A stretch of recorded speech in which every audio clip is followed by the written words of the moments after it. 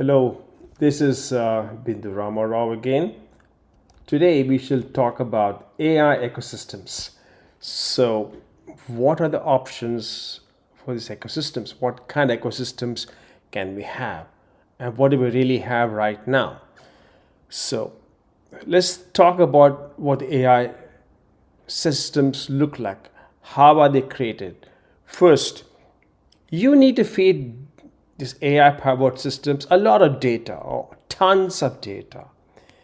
Imagine collecting, for example, corporate data from all the various corporations, companies across several corporations. Imagine getting them all together on an AI system. So, what does that mean? That's a ton of data for all kinds of transactions, of who's buying what from where, when, how, and how much, and for what purpose, and so on. All of them together. Now, once you collect the data, and then data about products and services and what's happening in the world and so on, then you have to have AI, the system that analyzes such data so that you can ask questions. So you have the AI system has to figure out, for example, when asked what a person does, it can also figure out as it analyzes data what each person should do, is doing, has done before, how much of whatever any family consumes. Imagine if you have all the corporate data from Costco and Kmart and Walmarts and everything put together in some kind of service or server. I can slice and dice it a whole bunch of ways, analyze it several different ways so that you can, for example, find out what each person has been doing, what each family has been doing, what each group of people have been doing. That possibility of decipher behavior, understand behavior, and predict behavior is possible due to different kinds of analysis and segmentation and so on. Finally, once you have all of that possibilities created, the power created, you finally share this data with other organizations, your partner companies, with the government, for example, with business partners, other friendly countries. Work collaboratively. You can say, you give me your data from your population, I can have mine in some limited sense. So work collaboratively for some purpose, or work collaboratively against other countries, for example. That's how we get to use it. So you feed the data, tons of data over months, years, weeks, whatever. Analyze it, slice and dice it, and prepare it for consumption some way or the other.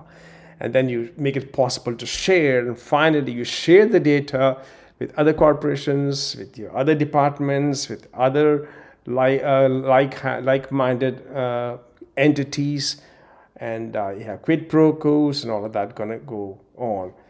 This could be termed as the AI ecosystem. Now, what type of ecosystems do we have today? Or what type of ecosystems can we have tomorrow? Isn't that the question?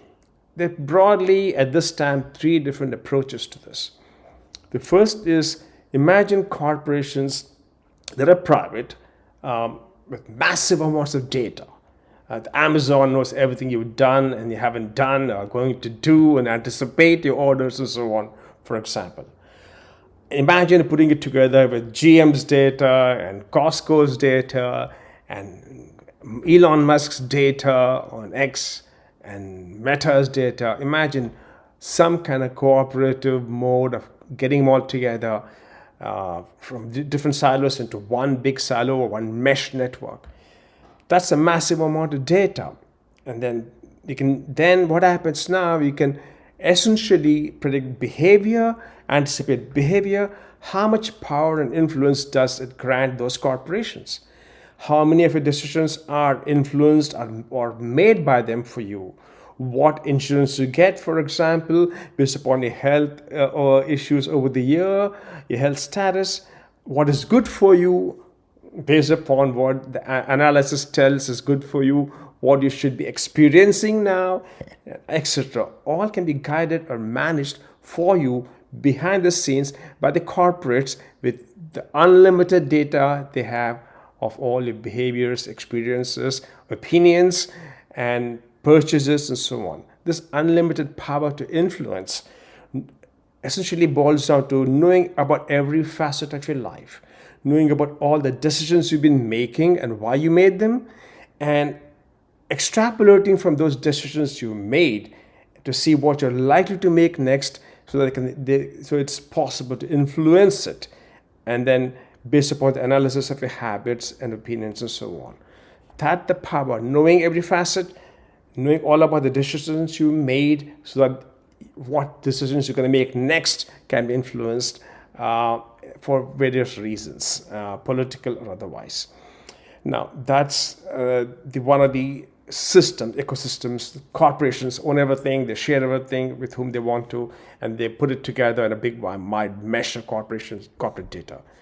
The second approach would probably, you can imagine a governmental organization where for administrative purposes or political purposes, this massive government organization or administrative system with access to all such data we mentioned previously. If they track your habits, your decisions, your family setup, and the habits of your family and your friends and your neighborhood and your city, they would essentially, this government entity would have the power, would be more than the George Orwell's Big Brother from 1980. It's the Big Brother and then some. So imagine an ecosystem run by the government, for example, the Chinese government, the CCP, or whatever, with all the data put together, gathered across corporations, city entities, various different people from different silos that they accumulated and aggregated, and then that public government-owned administrative entity would determine how it's used and use it for every administrative action, policy action, everything, every interaction with the individual can be determined by this massive data they have on you. So that's the second ecosystem, governmental or some kind of large big brother system out there for ecosystem. There is a third possibility too. You can imagine each corporation or each business entity or each governmental entity having their own silos of information collected. Now there can be a public-private partnership. Corporations collect their stuff in their silos, government and governmental entities, your local government, your libraries, and your taxation systems or whatever. They have their silos of information, and it's legally separated. You're not allowed to mesh it all together, mix them all together, join them all together in some relational table access. You can't go and join all the accesses controlled to the individual silos, for example. These silos are maintained by the public-private partnership, which controls legally provided access to local governments for their purposes, to provide public services to people, to provide citizenship, their services based upon their rights and responsibilities, and driven by the data to anticipate that the needs of the people based upon the data collected by the governmental organizations or by the corporations themselves for local service delivery, for example. And research can be done on what are the needs of the people, what are the needs of the society, and the research can be done in stripping out the personal data of the people involved, removing the name, birthdays, or whatever is needed to make them anonymous, but still be able to do public policies, deliver services based upon AI-based. So this ecosystem probably less innocuous than other two probably is a third option, where there are different silos and nobody has access to all the silos, and you can't go across silos willy-nilly to meet a corporate need or a business need or some such thing. So that's the third kind of ecosystems. There might be other types that might emerge over time. The real question is, where are we in the US at this time? It seems that we are probably in this first system I mentioned, a corporate-driven AI system.